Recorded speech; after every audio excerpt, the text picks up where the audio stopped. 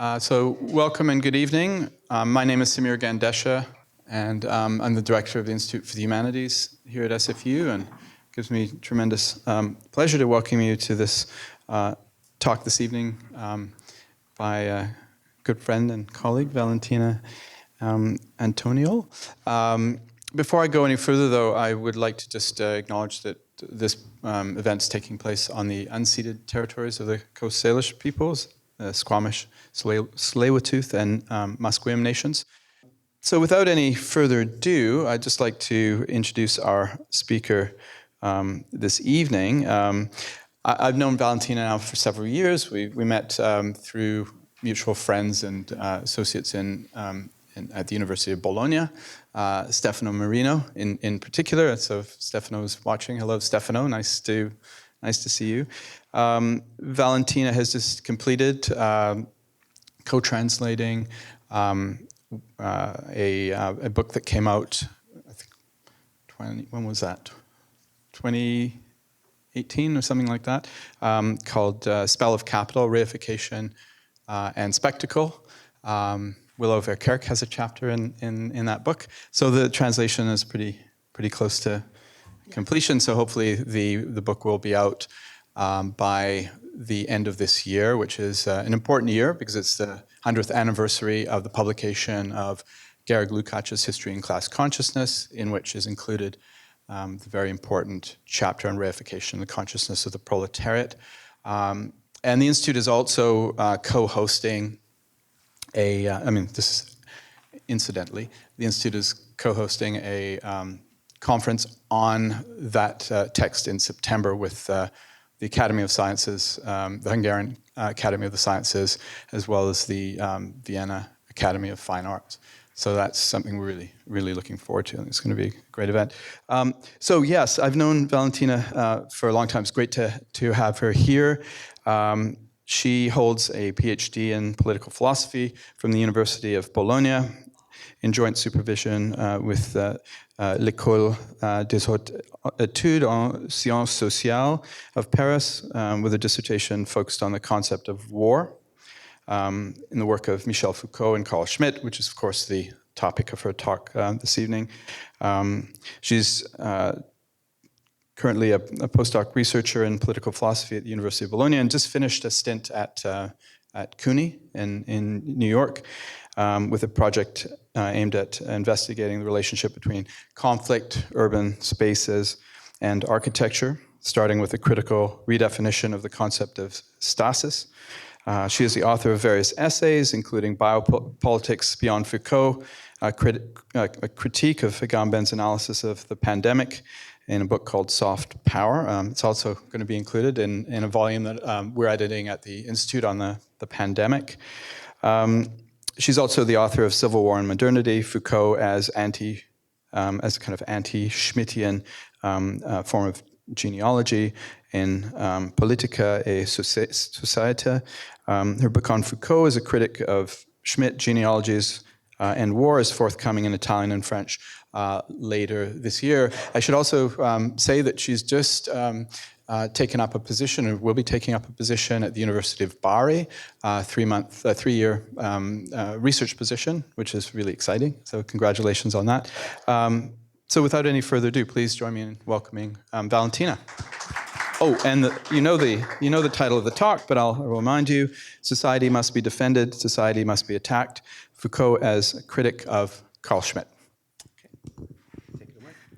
Well, first of all, thank you very much, Samir, for inviting me and for having this wonderful opportunity. And also thank you, of course, to the Institute for the Humanities. And so I'm very happy to be here and to have the possibility to discuss with you about my work. As Samir said, is the work that I did during my PhD. And so I think that I'm going to start. And well, the titles. Already, Samir remember the title. And well, so in a 1998 essay entitled Karl und Karl, the Italian philosopher Mario Tronti, one of the founders of the theory of operaismo, described the meeting between Marx and Schmitt as both impossible and necessary. A few lines later, he goes on to state two forms of agonic thought, polemical, not only regarding practical action, but also on the idea of theoretical research as war.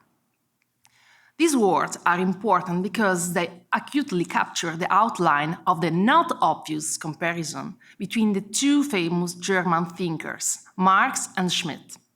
Yet, it is not only at this level that such a comparison is useful. Indeed, there is another juxtaposition, even more unexpected than the previous one, the one between Foucault and Schmitt, or, paraphrasing Tronti, between Michel and Karl, which is also marked by an apparently unsurmountable impossibility and at the same time a heretical necessity. From both the political point of view and the philological, connecting the French philosopher to the German jurist is neither simple nor conventional. Anyone familiar with Foucault's work knows that Schmitt's name does not appear in any of his published texts. One might therefore conclude that there is no reason to propose an analysis centered on Foucault's work using Schmitt. Nevertheless, my intention in this lecture is to show that the issue is decidedly more complicated. Reading Foucault through the lens of Schmitt opens a new avenue to the interpretation of Foucault, unlocking the door to a discourse that, up to this point, has been very poorly received or silenced. More precisely, Schmitt thought can be employed as a necessary refractive prism through which to analyze the phase of Foucaultian production that opens in 1971 with the, say, Nietzsche genealogy history and find its closure, but also its point of maximum expression, with the 1975-76 lecture at the Collège de France, Society Must Be Defended. Foucault's research in this period investigates the different forms of the relationship between power and knowledge using what can be called a polemocritical scheme, a model focused on the use of war as a critical tool and as a matrix for analyzing the functioning of discourses, history, and power relations. A model that, at the same time, employs critique as an instrument of war. Indeed, critique is understood as a battle that itself makes use of the discourse of battle. This schema assumes a division of the political and social bodies and the ensuing possibility of enacting processes of subjectification according to the subject positionality. Neutrality is impossible. Particularly important in this regard is French release of the 1972-73 and 1971-72 lectures, the first as The Punitive Society in 2013, the second as Penal Theory and Institution in 2015, which completed the publication of the courses Foucault taught at Collège de France. These two works are in addition to the equally relevant 1973 I. Pierre Rivière and 1975 Discipline and Punish, showing with even greater clarity the centrality of the question of war within Foucault's work. While for a long time it was thought that Foucault's interest in war was a marginal aspect of his production, on the contrary, Foucault's investigation in the first half of the 1970s are characterized, and again Mario Tronti is useful here, by an agonic, polemical aspect that uses the concept of war as its measure of theoretical structuring. The context in which these analyses are formulated is also important. They were developed when the international landscape was marked by Cold War divisions and tension related to the threat of nuclear confrontation. Not only that, there were conflicts in Vietnam, Cambodia, Latin America, and the Middle East. There was the end of Francoism in Spain and the intensification of student and far-left protest movement in Italy, France, Germany, and Portugal. It was also the period of Foucault's so-called militantism, which saw him engage alongside psychiatric patients, workers, immigrants, prisoners. This means that the Foucaultian polemocritical analysis, focused on the question of war, was born precisely in a climate of conflict and disorder. It is at this level that, as I'll show today, Schmitt's relevance arises. Indeed, here I want to note that to fully understand this vis-à-vis Foucault, we must consider Schmitt not just as an author, but as an instrument. This is not, of course, to suggest that Foucault can be defined as Schmittian. His perspective is politically opposed to that of Schmitt's analysis. Yet, despite this opposition, I intend to show that the Foucaultian argument, particularly the one developed in Society Must Be Defended, a lecture cycle to which, for reason of time, I will devote my attention, approaches to the structure of several important Schmittian analyses and, precisely from this theoretical position, develops a radical critique of Schmitt's discourse. In fact, Schmitt, I contend, is one of the main targets of the reflection Foucault elaborated during the 1975-76 lectures, and, precisely because of this, is a privileged aperture that sheds light on the theoretical assumption and political goals of the polemocritical model. At this point, one last introductory clarification is necessary before proceeding. We finally have at our disposal Foucault's manuscripts, some drafted during his training, other in preparation for published text, lecture, or classes. More precisely, the archives of the Fond Michel Foucault, kept since 2013 at the Bibliothèque nationale de France and available for consultation since 2014, consists of 117 watt, totaling about 37,000 sheets. These extremely valuable documents, at present almost entirely unpublished, which I had the opportunity to investigate in 2017-2018, allow us to dispel the supposed philological impracticability, allowed it to at the beginning, of an analysis aimed at investigating the relationship between Foucault and Schmitt. Or rather, some passages traced in the archives constitute a key piece in highlighting the importance I ascribe to Schmitt's theory of the political in the formulation of Foucaultian polemocritical analysis. Okay, now what I want to analyze is war as the basis, the theme of war as the basis of politics.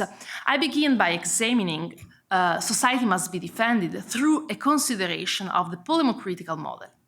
In this regard, the words of Etienne Balibar are particularly important.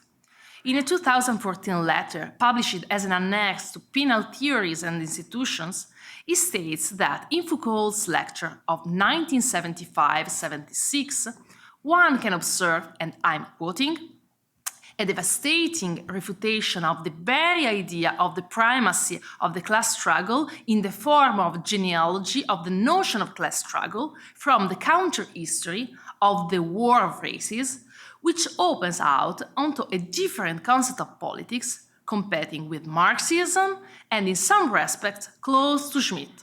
End of quotation. Well, let me reiterate here that Society Must Be Defended never explicitly mentions Schmitt. However, it is crucial to remember that Schmitt's The Concept of the Political appeared in French in 1972, along with Theory of the Partisan, in the Kalman-Levy series Liberté de l'Esprit, edited by Raymond Aron, with whom Foucault collaborated in 1967. Precisely in this same period, Foucault was dealing with the question of war. Moreover, during this same time, Schmitt's name began to circulate in France outside of circle linked exclusively to the right wing. Through works such as André Glucksmann's 1967 The Discourse of War and Jean-Pierre Faye, 1972 Langage totalitaire, which Foucault owned. One can therefore begin to understand the significance of Balibar's words. What emerges in Society Must Be Defended is indeed a different concept of politics, one developed from war, conceived as a grid of social intelligibility. More precisely, when Foucault speaks of war, he refers to all the relations of force and processes of tension that unite and divide with different intensities and according to partition that are never definitive, adversaries who do not belong to the same political space. The theoretical strategic assumption that guides polemocritical investigation, which Foucault calls the Nietzsche hypothesis, is based on the possibility of understanding power as a relationship of force and the relationships of force in terms of war. This gives rise to at least three interconnected considerations. First, it should be noted that if the entire social body is traversed by a dense network of power relations, then these relations can only result in a continuous and never-ending struggle between victors and vanquished. Society is thus marked by the persistence of a multiple duality of fractured lines involving at least two parties in perpetual confrontation. Second, it is a matter of recognizing the existence of necessarily partisan subjects, that is, subjects structurally incapable of enjoying a status of neutrality. Finally, the third point requires registering the ever-present possibility of the reversibility of power relationship and therefore their open, indefinitive character. As Foucault states on several occasions, where there is power, there is resistance. Resistance is the reagent that visibilizes power in the forms of its exercise. From the assumption of the Nietzsche hypothesis, which clearly expresses a politically oriented interpretation, comes the need to establish as a criterion of political social analysis the reversal of the famous Clausewitzian aphorism. It is politics that must be understood as the continuation of war, and by other means, and not vice versa. This condition means that there is an inextricable interrelation between order and disorder, and that the polemocritical discourse radically questions not only the understanding of war, but also the status of its relation to politics. War is the primary fact and the engine of politics. Therefore, the end of a specific war does not indicate, as predicted by the option theory of sovereignty, the beginning of politics understood as peace, but the maintenance of the results of the same war by the political power that was constituted precisely because of it. From what has been said up to now, it should not be surprising that one of the central sides of Foucaultian analysis relates precisely to the need to abandon Hobbes' model of Leviathan, or, as Foucault put it, to cut off the king's head. Indeed, Foucault insists that we need to develop an ascending analysis of power.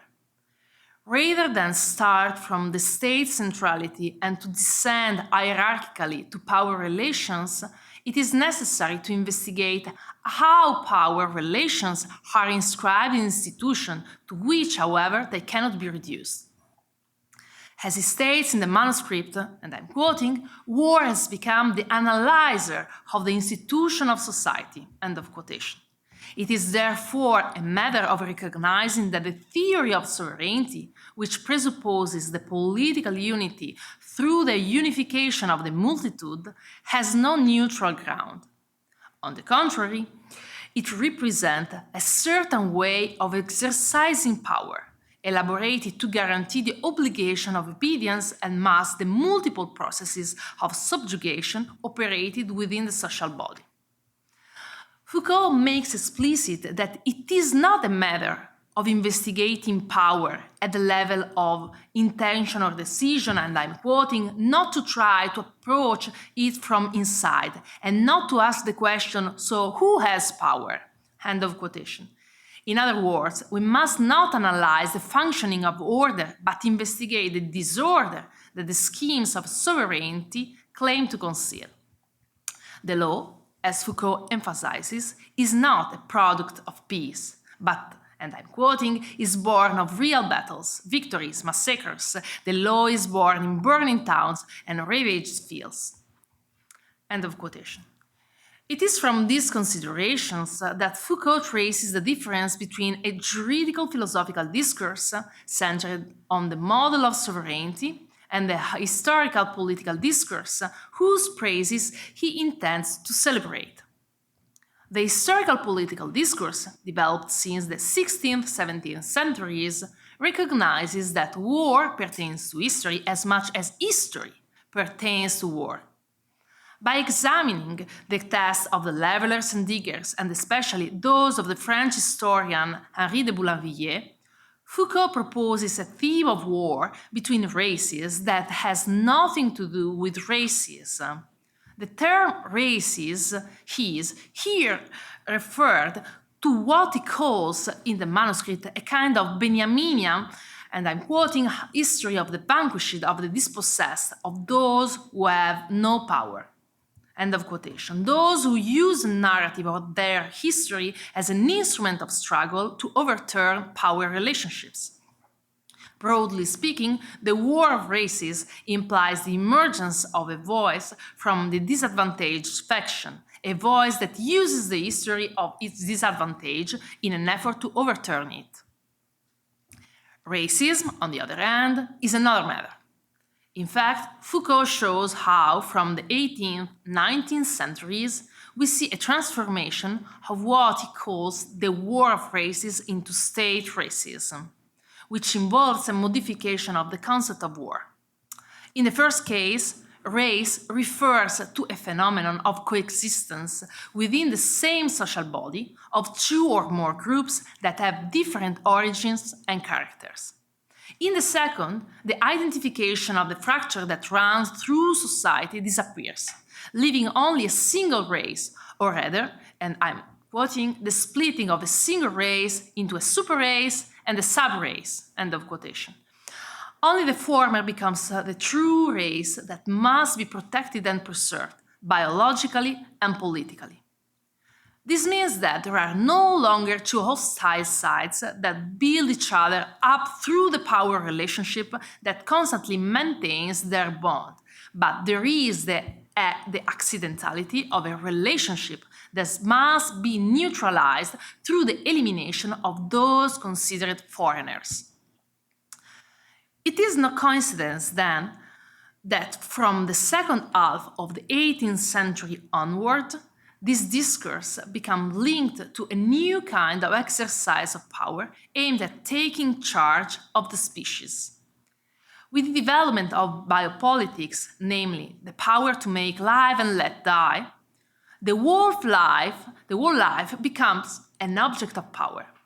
Biopower, which does not conceal sovereignty but goes beyond it, in fact looks at the health of the population and deals with all the phenomena related to the economic, political functioning of society, birth, reproduction, morbidity. It is therefore clear that if the goal is to ensure the enhancement of collective force, then it is precisely the lives of a few that become dangerous to the overall well-being. Biopolitics, writes Foucault, is a technology that protects the security of the whole from internal dangers. And racism, or rather the specific phenomenon of state racism, allows for the introduction of a separation between what must live and what must die. More precisely, if biopower is used to make live, racism is what allows right to kill to be exercised, both directly and indirectly, by multiplying for some individuals the risk of death. So, let me please switch to another argument, that is the Schmitt in the manuscript of the Michel Foucault. So, from the reconstruction of the main passages of Society Must Be Defended, we can begin to understand why it has been argued that Foucault's reflections are close to some Schmittian arguments about the political. To explore this further, we turn to Foucault's unpublished manuscripts. We must start by amending a point in the introduction. While it is probably true that there are no public mention of Schmitt by Foucault, it is not accurate to claim that there is no explicit trace of Schmitt in his work. The first to give an account of this was Michel Foucault, who, in the presentation of Security, Territory, Population, lectures at Collège de France of 1977-1978, transcribed, albeit partially, a series of notes from some of the manuscript sheets included in The Birth of Biopolitics, lecture at Collège de France of 1978-79, and preserved in the archives of the Fonds Michel Foucault. And here I'm going to quote, "The political, says Foucault, is defined by the omnipresence of a struggle between two adversaries, division of society according to a line of immanence, and everywhere the enmity can be traced." This definition is that of Karl Schmitt, the theory of the comrade. In short, everything is political because of the existence of the adversaries. It is a question of saying, rather, nothing is political. Everything can be politicized. Everything may become political. Politics is no more or less than that which is born with resistance to governmentality, the first uprising, the first confrontation. End of quotation. Well, for the moment, I just want to point out how, on the one hand, we can observe a significant element of connection with the discourse developed in Society Must Be Defended, and on the other, the evident shift in Foucault's theoretical political approach in relation to those same lecture of 1975-1976. Archival research has also made it possible to trace at least two other annotations about Schmitt, but there is no reason, in fact, to believe that there are no others, which critics have not yet discussed. The first is reading a note about the German edition of Schmitt's 1931 essay, The Guardian of the Constitution, in German Der Hüter der Verfassung. In this note, Foucault focuses on the concept of the state, asserting, and I'm quoting, "The state goes through three cyclical states. The absolute state of the 17th, 18th centuries, the neutral state of the 20th century, the totalitarian state in which state and society become confused." End of quotation. I want to underscore here that this passage, which Foucault copied almost faithfully, is also found in the 1932 version of the concept of the political, translated into French in 1972, in which Schmitt cross-referenced the Guardian of the Constitution. Therefore, although we cannot be certain, we have another good reason to think Foucault knew the famous Schmittian essay devoted to the political. Also important is the fact that, along with this note, are 23 pages in which Foucault analyzes, among others, Roger Bonnard's Les droits et l'État dans la doctrine national-socialiste of 1939, which frequently refers to Schmitt, and Eric Ludendorff's La guerre totale of 1937, in which the author inverts Clausewitz's formula. These are notes and reflections that were probably in preparation for the birth of biopolitics. I say probably for three reasons.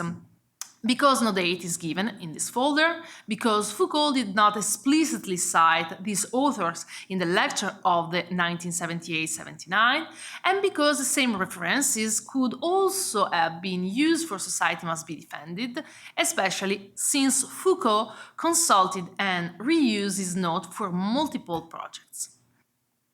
Finally, we come to the second mention of Schmitt by Foucault, found in the unpublished manuscript and dated 1979. Here again, Foucault questions the claim that everything is political, saying, and I'm quoting, "Everything is political in the sense of the political saturation of the social, in which political is constituted by the fact that everything, each institution, each speech, each individual, each way of doing, can and must derive from the binary division between the friend and the enemy. The political, thus understood, from Carl Schmitt, saturates every relationship through a struggle, unique and definite. It is the generality of power relations and not the universal presence of the enemy that claims to establish the principle everything is political, but not because the political is everywhere, but because the counteraction, namely the political action, is possible everywhere. It is the counteraction that gives rise to the political. End of quotation. Here we see Foucault outlining what I would call the polemical and contrapositive proximity of his thought to Schmitt's. And then I want to analyze the dissonant, what we can call dissonant assonances between Foucault and Schmitt. So in these 1978-79 notes, Foucault essentially tells us that the political should not be understood as naturally inscribed in every sphere of society, which would mean admitting that struggles saturate every relationship. Instead, the political must be conceived as a secondary datum that derives from the generality of power relations, not because these presuppose a continuous war, but because they imply the constant possibility of reversing the relations of power. According to this Foucaultian interpretation of the Schmittian theory, instead of considering the political in terms that can be defined as ontological, it is instead necessary to reverse the analysis and place as the center of the political investigation a conceptualization of power in terms of resistance. This means that the ontological primacy belongs to resistance and that political action, strictly defined, is counteraction. This does not imply the omnipresence of a struggle between two adversaries, but rather is directly opposed to the Schmittian recognition of persistence of the enemy toward which the action is directed, understood in this case as an act of safeguarding the established political order. Indeed, Foucault asserts that the difference lies in the manner of the uprising against governmentality, understood as the conduct of conduct, a range of techniques that makes subject governable. From these notes, we see that between 78 and 79, the period in which the governmental model is developed, Foucault marks a distance not only with respect to the position of which he considers Schmitt the main representative, but also to his own early polemocritical analysis.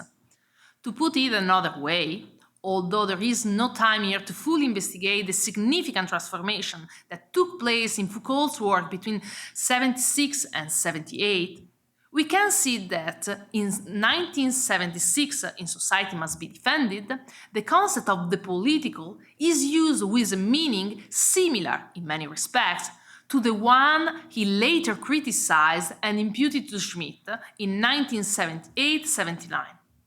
In fact, during the first lecture of Society Must Be Defended, Foucault declared the impossibility of a condition in which, and I'm quoting, the last battle would put an end to the political, or, in other words, that the last battle would at least, and I mean at least, suspend the exercise of power as continuous war.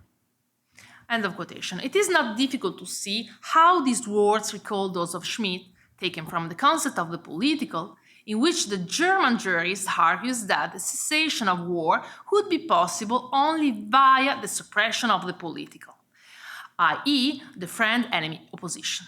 However, eliminating the political would cause a dangerous absolutization of the conflict itself.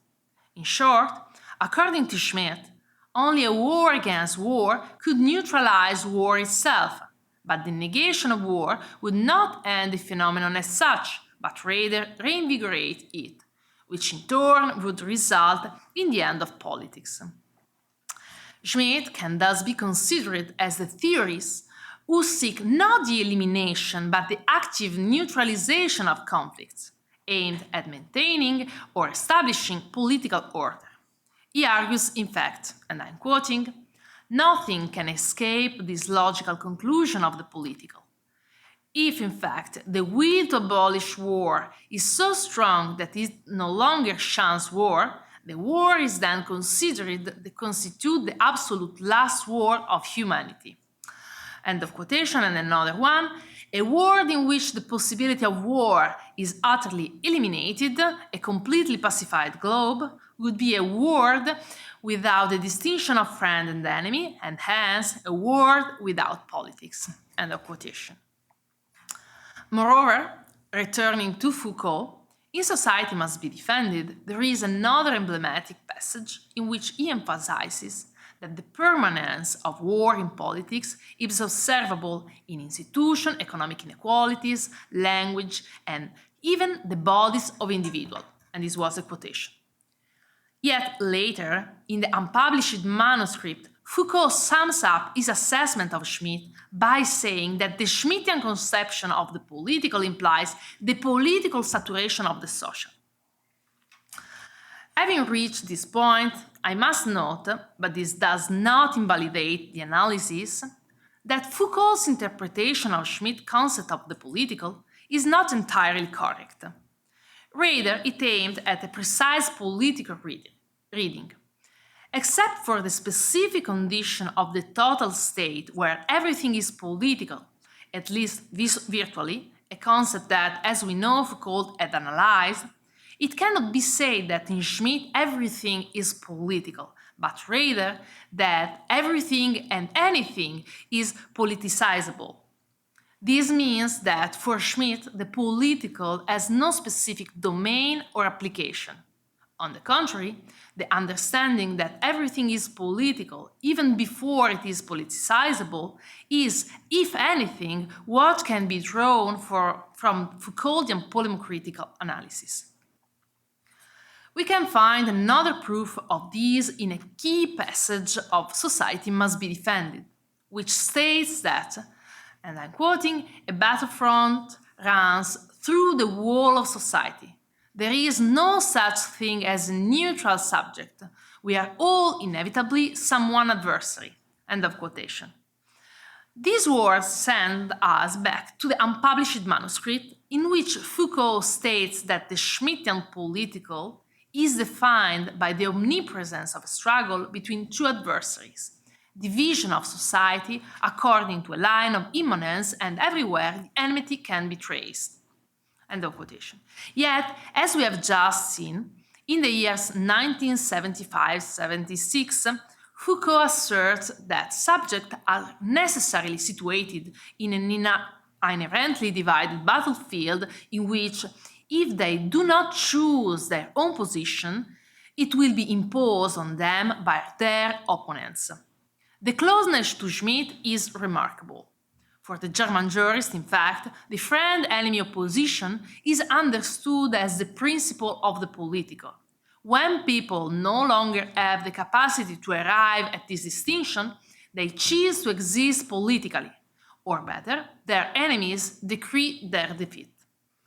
However, despite the similarities, the position of the two authors does not coincide.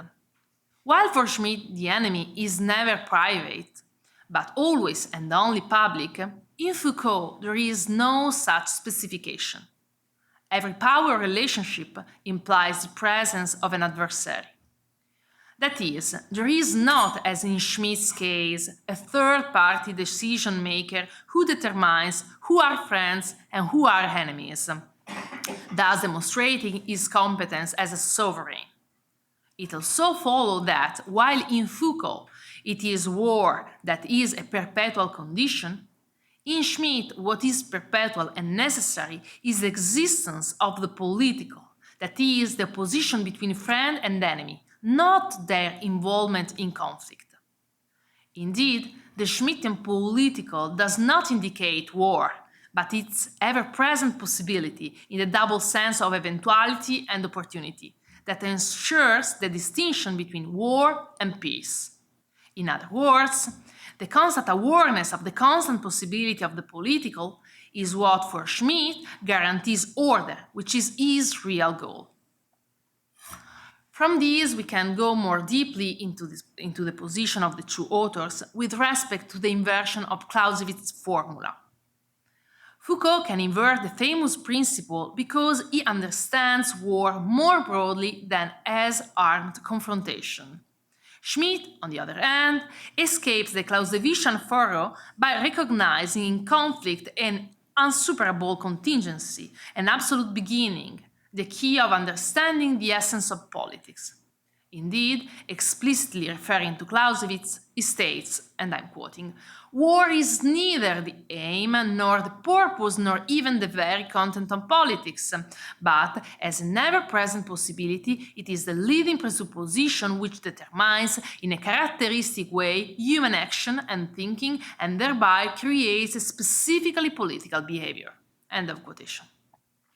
Yet, it is not accurate to claim that the two thinkers arrived to the same position. Although Schmitt does not fit into the purely Clausewitzian universe, he did not radically invert Clausewitz's formula the way Foucault did. Both authors are non-Clausewitzian in their recognition of the primacy of war over politics. However, in terms of assimilating the phenomena of war and peace, only Foucault can be called anti-Clausewitzian. We can also say that by identifying disorder as the basis of the political and juridical order, both operate to deconstruct modern statehood. However, Schmitt does not deconstruct state power in a microphysics. His is in an inverted macrophysics that reveals its dependence on the state. Consequently, if for Schmitt, analyzing the problem of sovereignty through the state of exception, and thus through a logic that escapes the juridical dimension, is an attempt to re-legitimize sovereignty itself, for Foucault, on the contrary, bypassing the figure of the sovereign, the king, means delegitimizing its representative power. Sovereignty should thus be understood as the fulcrum that structures the major polarization between Foucault and Schmitt, who can be understood as the key 20th century representative of the two opposing positions on this question. Foucault, in fact, opposes not only Hobbes, but the whole Hobbesian lineage, which see in Schmitt, as he said himself, its last conscious representative. And so now I think is the time to go to see the Critic of Schmitt. So far we have observed some theoretical thematic assonances between Foucault and Schmitt's reflection. However, it is the dissonances that create an irreconcilable political distance between the two perspectives. It is therefore time to focus on what can be understood as Foucault's critiques of Schmitt, a critique that runs through all of the lecture of society must be defended. It is interesting to return to the difference between the Foucaultian conception of the other, the adversary, and the Schmittian conception of the enemy. Schmitt conceived the preservation of the friend-enemy relationship as fundamental to guaranteeing the existence of the state, or more generally, any politically organized unity. The political, in its binarized duality, functions to preserve sovereign unity. Indeed, the state is the political unity that embraces the political. The enemy, therefore, is at the heart of this conceptualization. But who is the enemy for Schmitt? It is the other par excellence, the foreigner, the one who must be neutralized if he materially endangers the existence of a given political unity.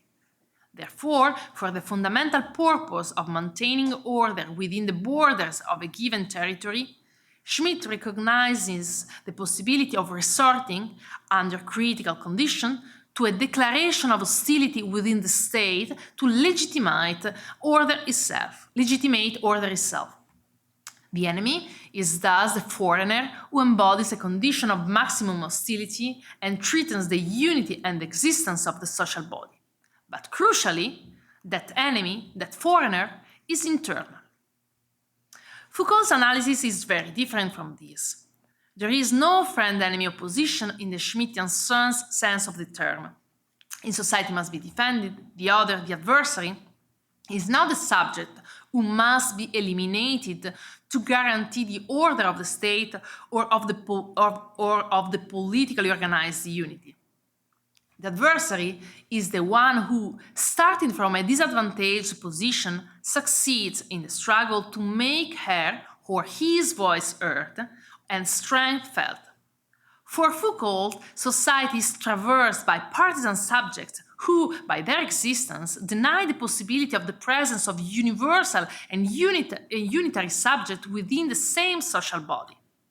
War, immanent to the plane of politics and not perpetually present only as a possibility, is thus an inclusive instrument of analysis through which everyone is recognized as another by the opposite side. More precisely, it is this recognition, founded in relationship, that constitutes each as another. We can now see how the two authors' investigation, while both presupposing a conceptualization of duplicity, nevertheless define radically different perspectives. Here it may be useful to borrow the distinction between dual and binary elaborated by Argentine feminist anthropologist Rita Laura Segato in her book La guerra contra las mujeres, abstracting it from the specificity of the author anthropological analysis. According to Segato, to speak of duality implies reference to a condition in which there is no incorporation of one by the other, and the reversibility of position is always possible. This is a variant of multiplicity. In contrast, in the binary structure, otherness becomes a function of the one, which is universalized. Under this condition, otherness is stripped of its ontological fullness and serves only to permit the existence of the one. In these parameters, Foucault's discourse can be read in Segato's term as dual and Schmitt's as binary. With regard to Foucault, it is indeed crucial to recognize that he articulates his polemocritical model not only from a series of assonances with Schmitt's theory of the political, but also on the basis of the Nietzschean conception of force. As the laws note, force never exists in the singular. And I'm quoting from the laws, the thought of force has always been the only way to reject the one. The thought of force is the thought of the manifold. End of quotation. In Schmitt's case, on the other hand, it is precisely what is identified as extraneous to political unity that must be rejected and fought. With Carlo Galli, we can say, and I'm quoting, inherent in the logic of the political is the fact that aggregation, the forming of the we, takes place through exclusion of them.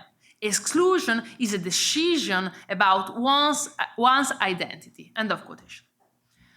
These are the theoretical divergences that form the political basis of the Foucaultian critique of Schmitt, which is observable, in particular, in Foucault's treatment of state racism. As we have seen, by this expression, Foucault means a specific modification of the dual structure of society in which the state becomes the guarantor of social preservation. If the war of races once allowed for the recognition of at least two opposing and non-excluding sides within society, it subsequently undergoes a monistic and biological retranscription into state racism. This transformation develops in connection with the emergence of biopolitics, which needs racism as a structuring condition for its own functioning. Another way to put this is that the power bent on enhancing the species needs racism to exclude the lives of those it considers dangerous to the community.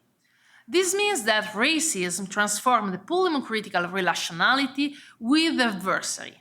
Enemies are no longer political opponents, but dangers that must be defeated. They must be neutralized. Likewise, war can no longer be understood as a matrix of dividing society into at least two parts, but as a weapon aimed at the elimination of one by the other.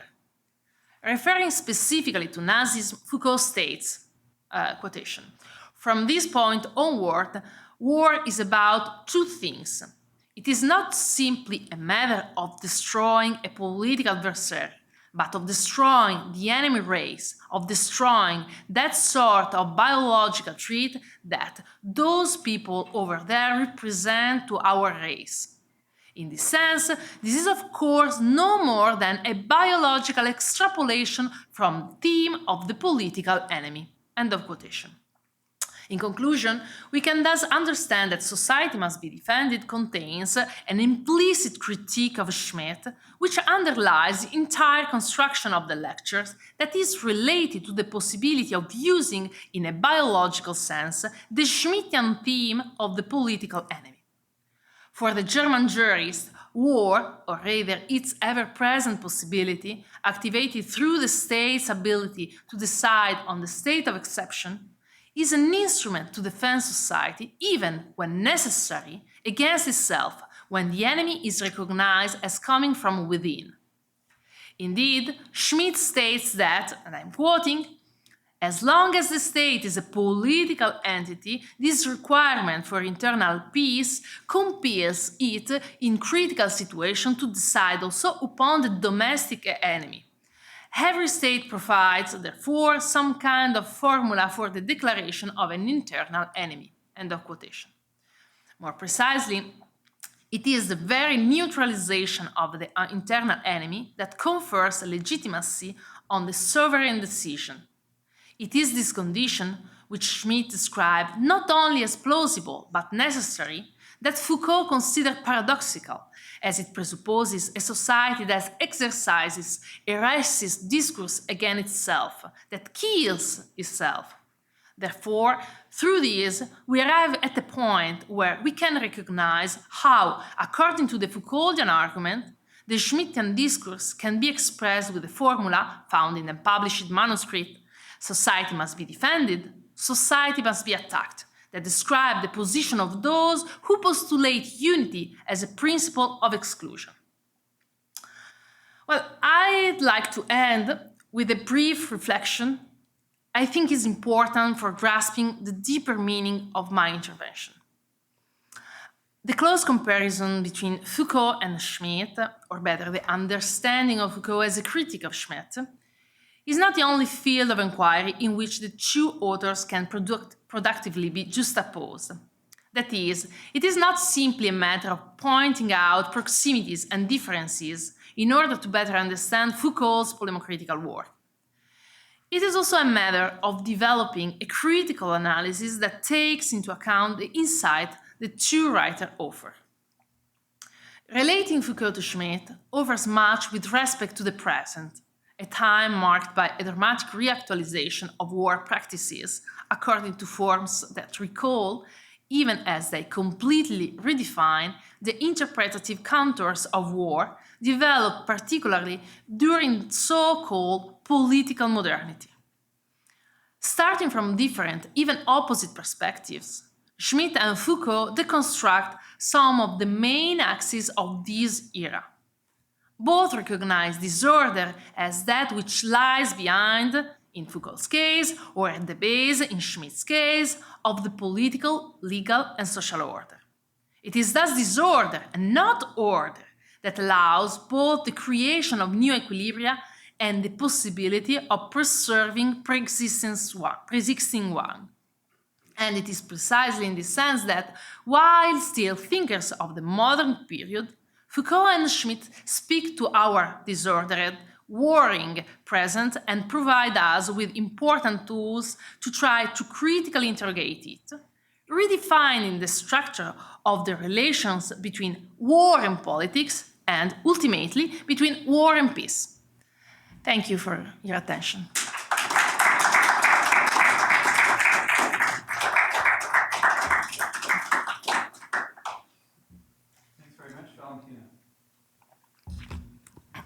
It's such a rich and I think quite provocative talk. It's great.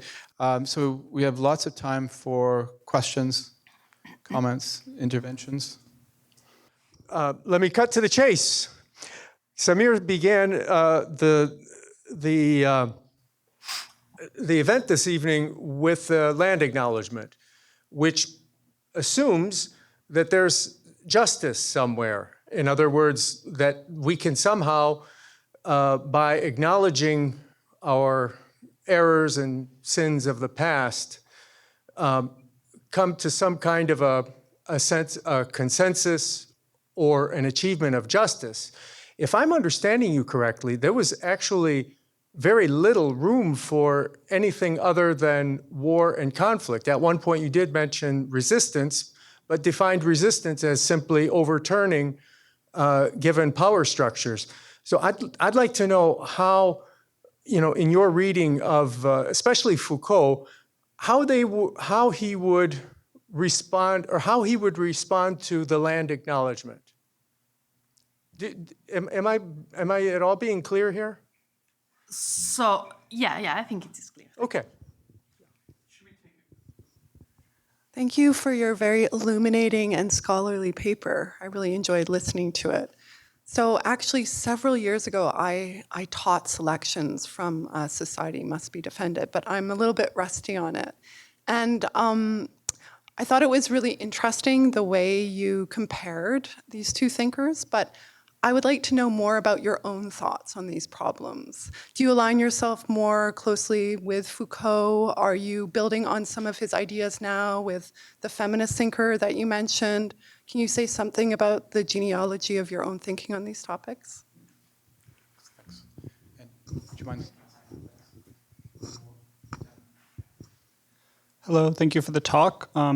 I'd like to ask if you could expand on some language you used in the talk. You talked of Foucault's microphysics, and if I got it correct, Schmitt's inverted macrophysics. And I'm familiar with the microphysics of power, and I've only have limited exposure to Schmitt, mostly in thinking about monetary sovereignty. And so I would love for you to just maybe speak on inverted macrophysics in that opposition, if I got the language right.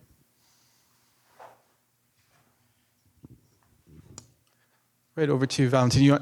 You understand 3 questions, yeah?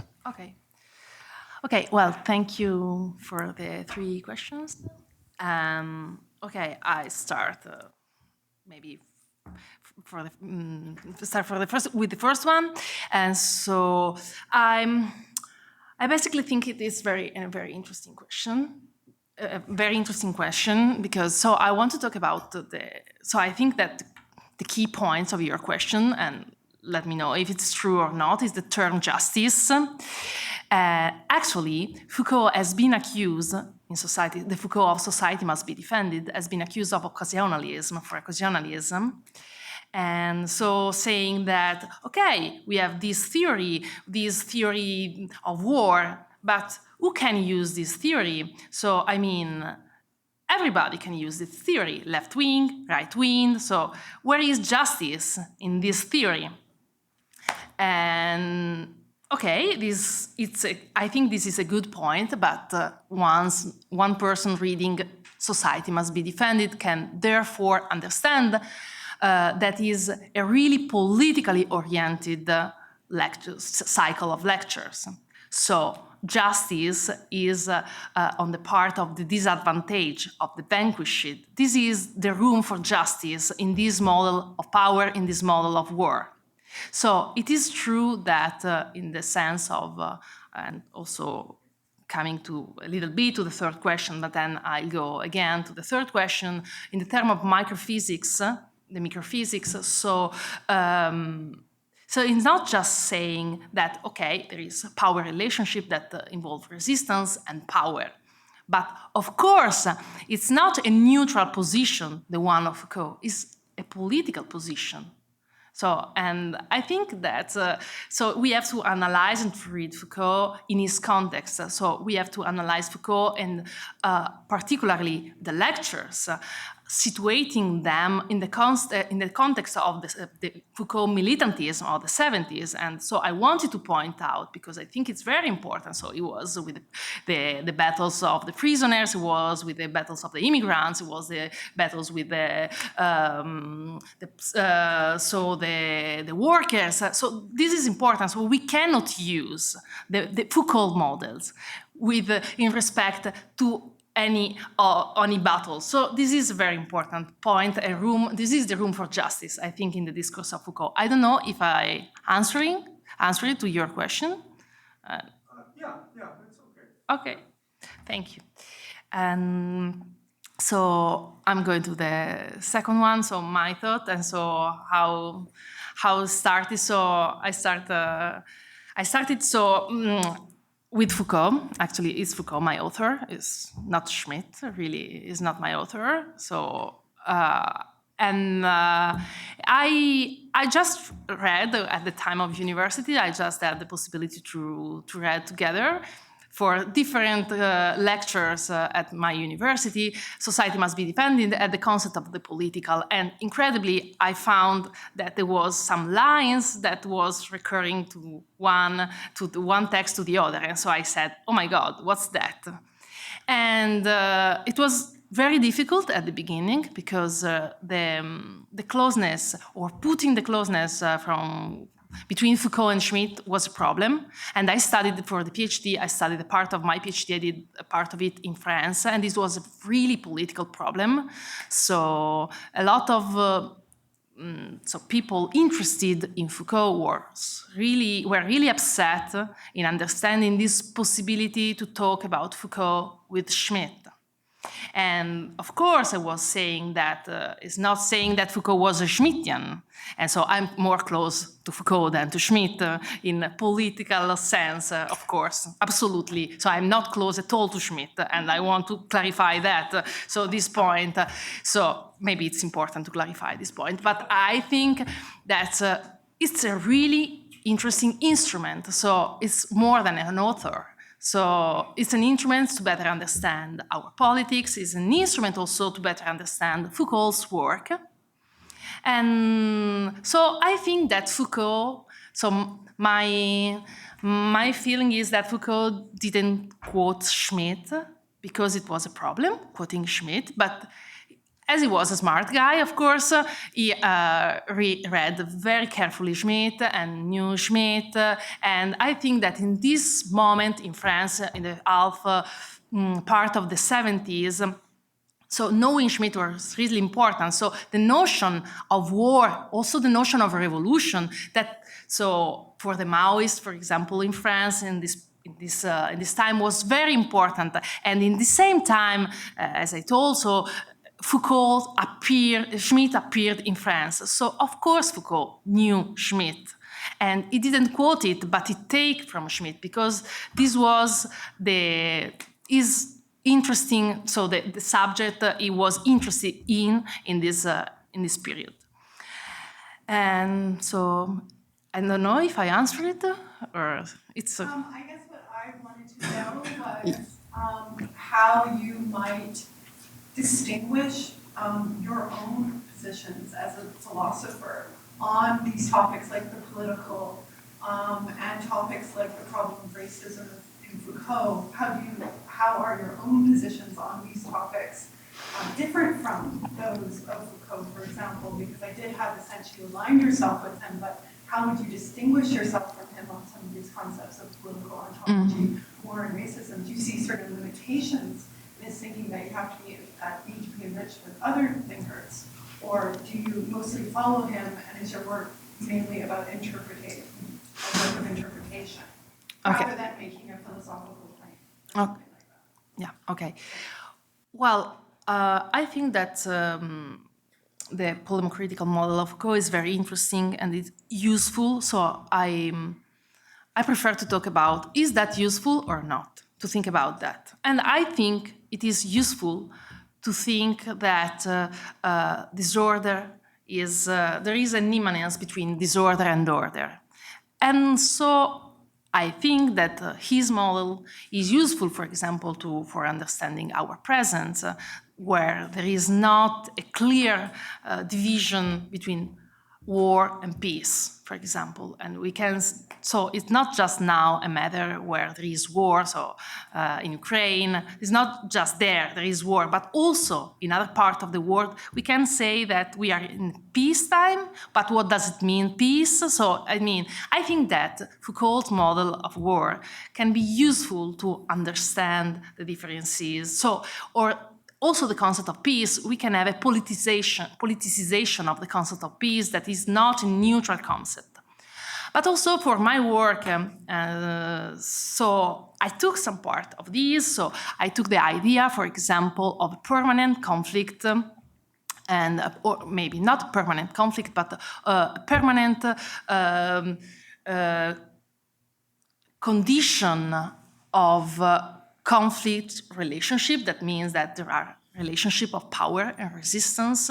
For example, to speak and to use it, we're talking about the notion of stasis. The notion of stasis that is a Greek notion, that normally is translated with the expression civil war, but is not exactly the civil war, because stasis is something not negative and is related to the space of the city. So, I mean, it can be interesting to use the possibility of understanding as a permanent conflict, condition of conflict, that is both internal and external, that is related to the space of the city, to think, for example, to the processes of conflict that involve the urban condition. And so in my research, if I can speak about that right now, so for example, I'm interested in the relationship between architecture and conflict. So our architecture has been used to manage conflict, to product conflict, and a big example of that can be found, for example, in Benjamin, when Benjamin talked about Haussmann and on the barricades in Paris, the capital of the 19th century. He said that, Haussmann, we know the Paris of Haussmann with these big, enormous boulevard. And yes, it was, it was made because Paris needed that at this point. But Benjamin says, no, it was made because they wanted to prevent the possibility of the civil war. So architecture was used to prevent the conflict. So to prevent the civil war, it was the war of the 1848 and also the war of the French Revolution. And so this boulevard prevent the civil war because in the Haussmann conception, it was impossible or difficult to build the barricades. And so, before Haussmann was the Paris with very small avenues, and so it was more easy to build, of course, the barricades. And so, here is the way in which Foucault model of conflict can be useful also in other contexts, and in particular in my study. So, as trying to be a philosopher, yeah. Yeah, interesting. Okay, thank you. And so I think that I'm arriving to the third question. So basically the notion of microphysics and macrophysics, and so what I meant by saying that.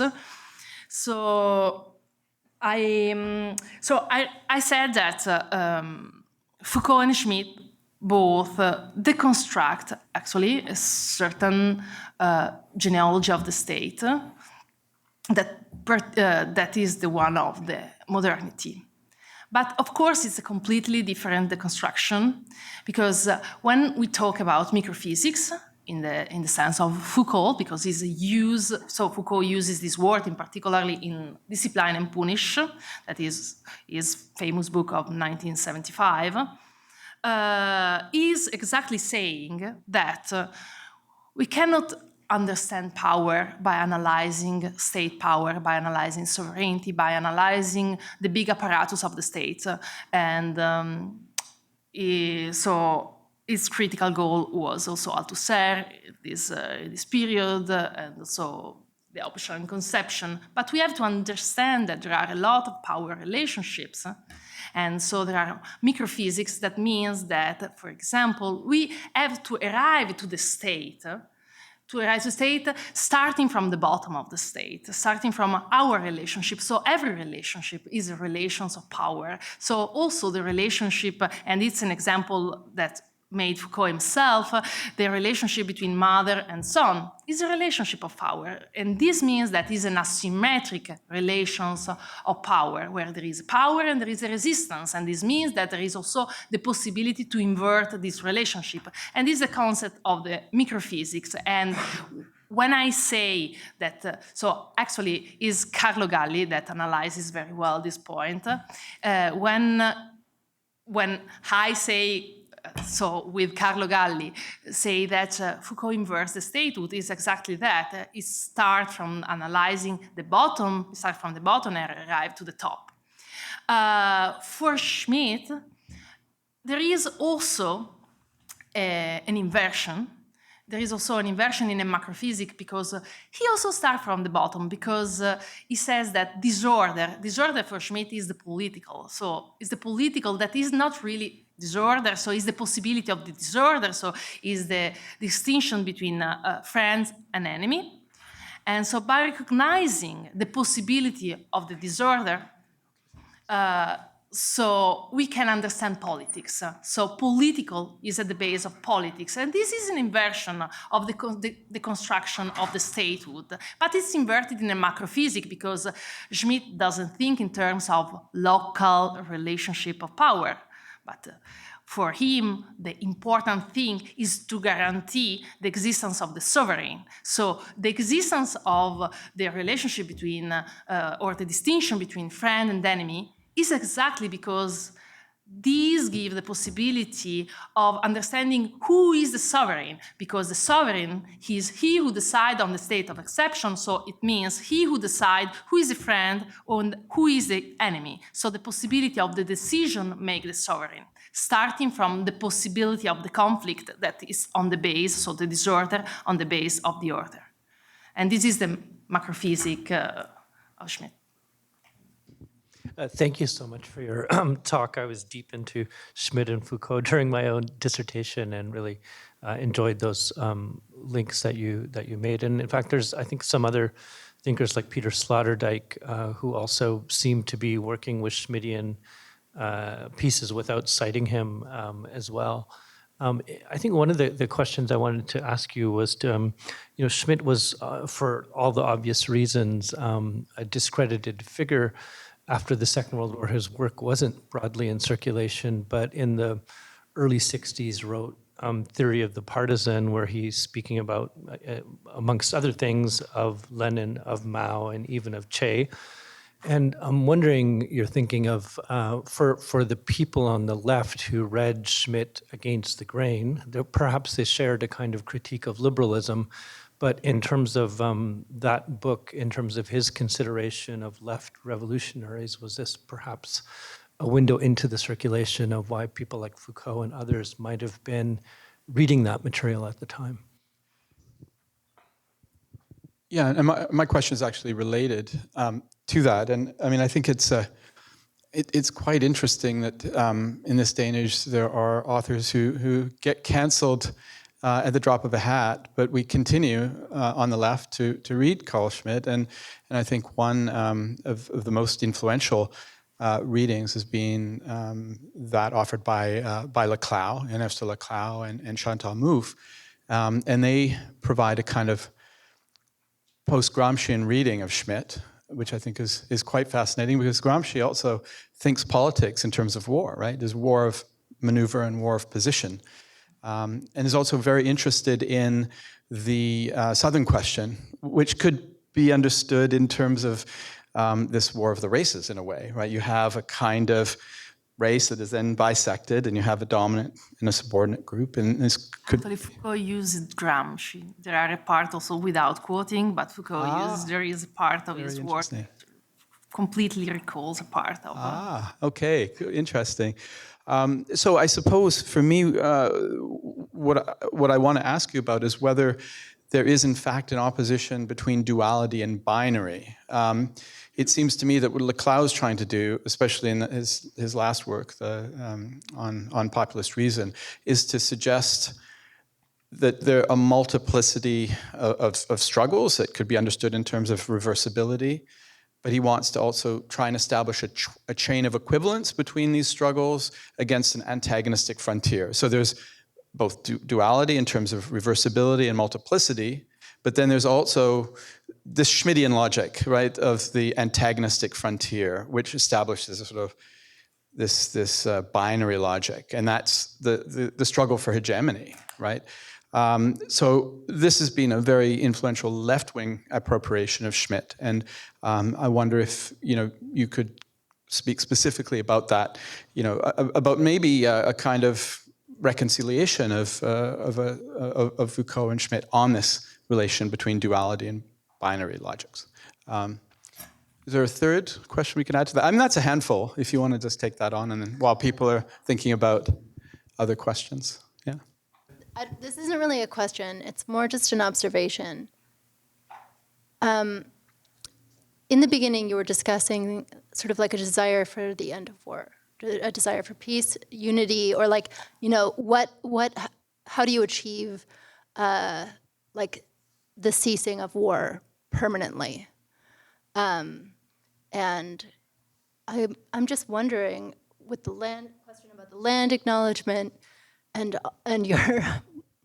you said the word reconciliation, and it just came to me where I thought, what is this desire for reconciliation that we have that is so important to us, and is it exactly or precisely or even similar to that desire for like the ultimate end to conflict, and what would the consequences, and what are the consequences of that? That's just, it's not really a question. I didn't really want to speak into that. Okay. I was just talking to myself. That's fine, no problem. It's still fruitful. No, that's fine.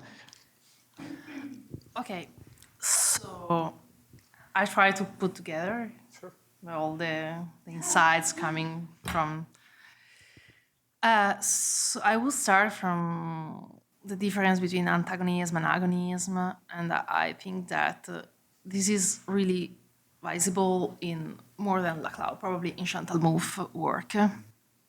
And I think that, well, Chantal Mouffe tried to use Schmitt, but passing, so she moved from an antagonist perspective or to an agonist perspective.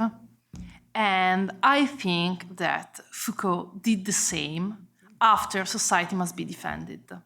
So actually, I want to come back to my paper, saying that I didn't mention, or maybe I mentioned, but just a little bit, that Foucault, after Society Must Be Defended, he abandoned the model of war. And abandoned the model of war, and in some interviews in 1977, that was the sabbatical year of Michel Foucault, actually, he said that probably is not useful, the model of war, because it's an antagonist model, and it's not useful. And my thought is that it was, even if, and it's my point, the point of my intervention is saying that there is a big difference between Foucault model and the Schmittian model. One is considered, it can be considered as binary model, and the other one as a dual model.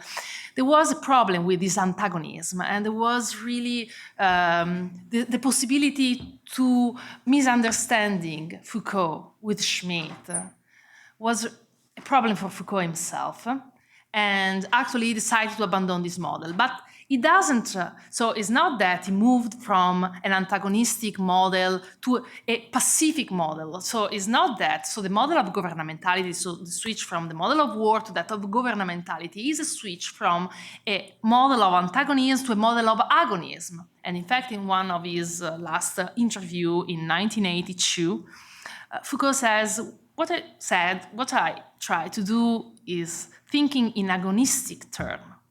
In agonistic term, it means, and the model of governmentality is an agonistic model. So try to understand, to thinking about starting from a multiple possibilities. So I don't know if there is a possibility to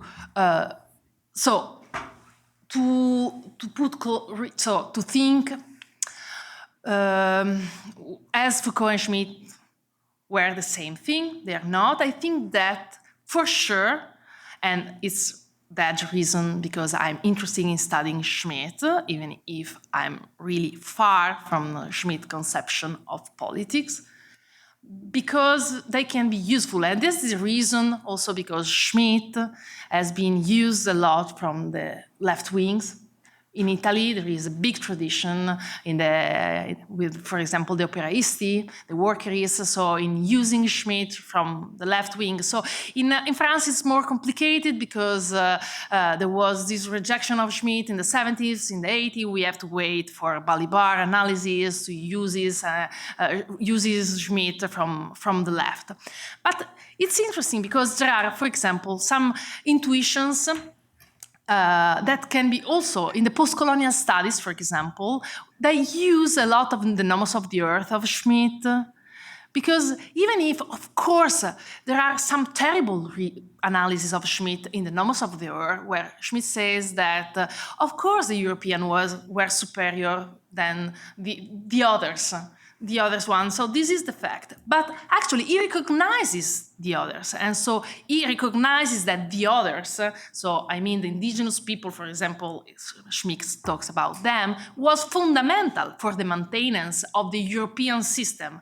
And so as Andrea Calivas stated in some of his works, so actually Schmitt, it can be useful for understanding also it's as a departing point for the post-colonial studies, actually, because there is the recognition of that. And also you were talking before about theory of the partisan. And there, for example, I think there is a very interesting insight that is that of the global civil war. And this is interesting because in the same year, so we are talking about 1963, Hannah Arendt uses the same concept in his book on revolution. And of course, for Schmitt, this was the greater Hobbesian nightmare of the global civil war. But he was able, and we have to understand that, to recognize the end of a certain model of the state, of a certain model of a war. So even if Schmitt is the enemy, and sorry, I'm talking as Schmitt in this sense, but he offers us some very important insight for understanding our present. And so this is a way, so I'm not saying that Schmitt and Foucault says the same thing. So in this sense, they are not reconcilable. I'm saying that they can use profitably together for understanding our present. So if Schmitt was a thinker, I could say, that understood in the middle half of the 20th century, is understood that the model of the state and the model of war, as it was understood during modernity, was going to finish. Foucault, on the other side, was a thinker that said that, okay, but modernity never worked like that. So there has always been a conflict, a permanent conflict. So the option model never worked, really. So it was a politically oriented model to make the obedience possible. So, and in this sense, they are conciliable. So taking from both. So I have an uncomfortable question to ask. And it's in relation to reception theory. How do we receive a text in light of new information about the author or new information about the context? And about a year ago, on my social media, I saw it blow up that Foucault had been discovered, or information came out about his kind of sex tourism in Tunisia and his sexual experiences with maybe underage or teenage boys. And so this is a question, a typical question that you'll probably get more by a North American audience than a European audience. But how would you address this if you were speaking to Foucault and someone would say, well, I don't think we should teach Foucault anymore, or I don't think Foucault should be included in this syllabus because he was an unethical and abusive person? How would you respond to that? Okay.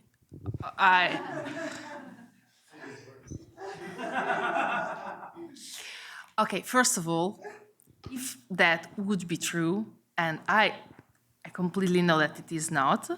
So, because I know what you are referencing, and actually it was, so it is proved that these information were not true, but so I would say that, but if it would be true, so as I'm studying, analyzing, and using Schmitt, so of course, I use the author as instrument. So I'm not, so I mean, I'm interested in the life of the authors. For example, in the sense of Schmitt, I'm interested in his life and in his political decision, because I think these political decisions are useful to understanding Schmitt. So I mean, or when Schmitt is acting as an opportunist and actually is sometimes cheating.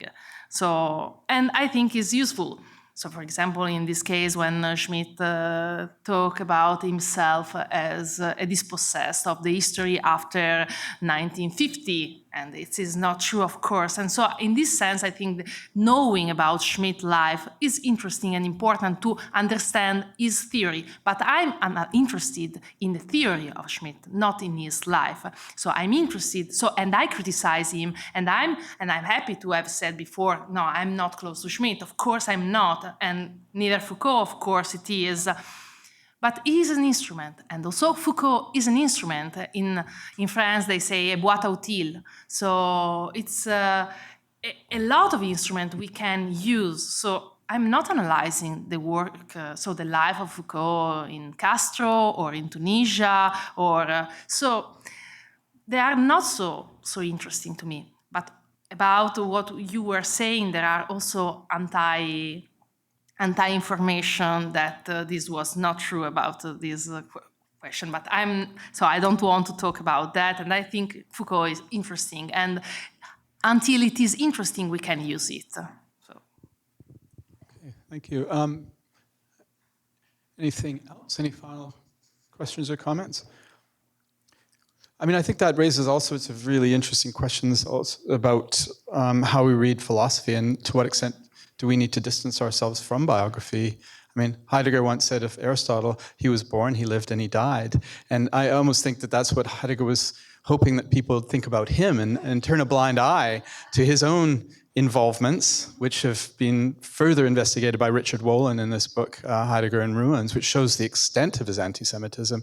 But you still have people like Leo Strauss saying, you know, very prominent Jewish philosopher who had to leave Germany because of Heidegger's regime, says he's the most important philosopher of the 20th century. So one has to step back from these things to a certain extent as well, you know.